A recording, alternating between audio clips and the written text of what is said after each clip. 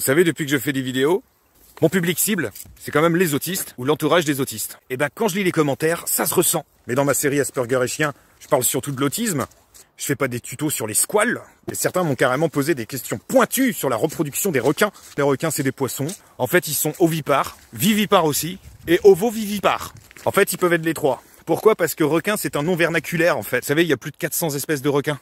Ça fait un paquet, quand même. Et parmi eux, j'ai quelques préférés. Le grand blanc, évidemment. J'aime beaucoup le requin renard. Complètement inoffensif, et super joli queue, c'est trop mignon.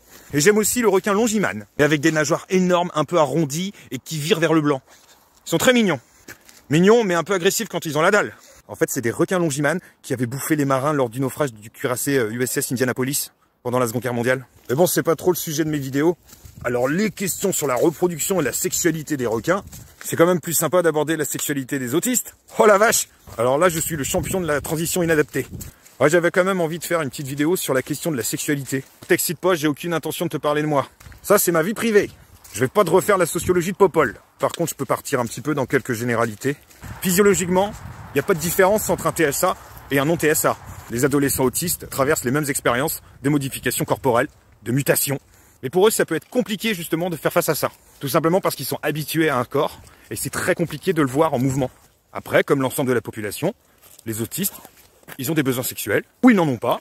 Et la vie sexuelle comprend autant la masturbation que l'acte sexuel avec un partenaire. Ça n'enlève pas qu'il y en a qui n'éprouvent aucun désir. Ou alors le désir, ça va être beaucoup plus intellectuel en fait. Après, ils pourront accéder quand même à la sexualité, mais souvent de manière tardive. On dit souvent que la moyenne, c'est 16-17 ans pour vivre une première relation sexuelle. Chez les autistes, ce sera un petit peu plus tard. Alors c'est pas forcément une question d'immaturité en matière sexuelle. C'est juste que très souvent, les autistes évoluent dans des environnements restreints.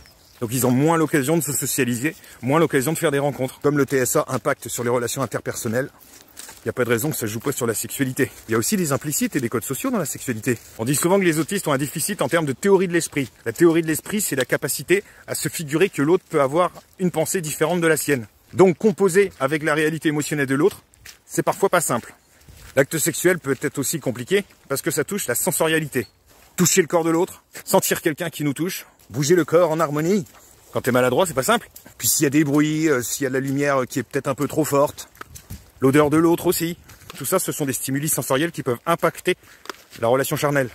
Et pour peu que tu sois hyposensible, tu peux être amené à avoir des conduites inappropriées pour éprouver quelque chose. L'autiste, il peut avoir des besoins et ne pas savoir comment les assouvir de manière socialement adéquate.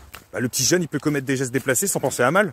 Ce que je veux dire, c'est que comme ils sont autistes, potentiellement, ils sont maladroits. C'est juste parfois qu'il ne sait pas et qu'il ne se rend pas compte. Puisque personne lui dit. D'autant plus que les autistes se construisent pas mal par mimétisme, et je suis pas sûr qu'un groupe de copains adolescents libidineux soit le meilleur référentiel. Pour peu qu'ils fassent son éducation en regardant des films porno. Mais après, les autistes, ils n'ont pas du tout des personnalités de prédateurs. Au contraire. D'ailleurs, ils vont être souvent victimes. J'avais lu un truc sur la prévalence des risques, justement, d'abus sexuels, et je crois que les autistes avaient 10 fois plus de risques par rapport aux non-autistes. Ça, c'est lié à la naïveté sociale, en fait. En fait, je crois qu'il faut vraiment accompagner cette question de la sexualité adolescente, notamment chez les autistes, à la fois en termes d'information, parce qu'ils ne peuvent pas déduire ce qui se passe, et aussi en termes d'habileté sociale. Distinguer ce qui est de l'espace privé, de l'espace public, de ce qui est de l'intime, de ce qui est du social. Décoder les intentions des autres. Et comme dans la sexualité, se mêlent autant des questions émotionnelles que des questions procédurales, il faut peut-être donner l'information. Une fois qu'il a compris la procédure, après on peut mener un travail autour des questions de consentement, des questions de partage, de relations. Et la question du consentement, ça va dans les deux sens. Mais c'est vrai que les programmes d'éducation sexuelle qu'on peut retrouver parfois dans les collèges, moi je trouve que c'est parfois inadapté. D'autant plus qu'il y a une espèce d'injonction, une injonction pour se préparer à vivre des expériences. Mais ce genre d'émoi, ça se développe de manière très singulière pour chacun. C'est pas parce qu'on a 13, 14, 15 ans qu'on va être obligatoirement traversé par ces questions-là. Ça dépend du rythme de chacun et de sa capacité aussi à intégrer tout ça. Faut respecter le tempo de sa réalité psychique du moment et prendre le temps de déconstruire ses propres mythes à son rythme. Je crois que ça doit passer d'abord par un travail de connaissance de soi, de ce qui différencie soi de l'autre. Alors il y a des programmes, des modules de formation, des outils qui sont mis en place, qui permettent vraiment d'accompagner ces questions-là chez les personnes autistes. Et avant d'être forcément une préoccupation pour les gens concernés, ça peut être parfois une préoccupation pour l'entourage. C'est souvent pas très bien accompagné. Comme la sexualité est tabou en général, je te double la dose lorsqu'il est question de sexualité dans le handicap. Parce qu'il y a un handicap sous-jacent, l'entourage peut avoir peur en fait.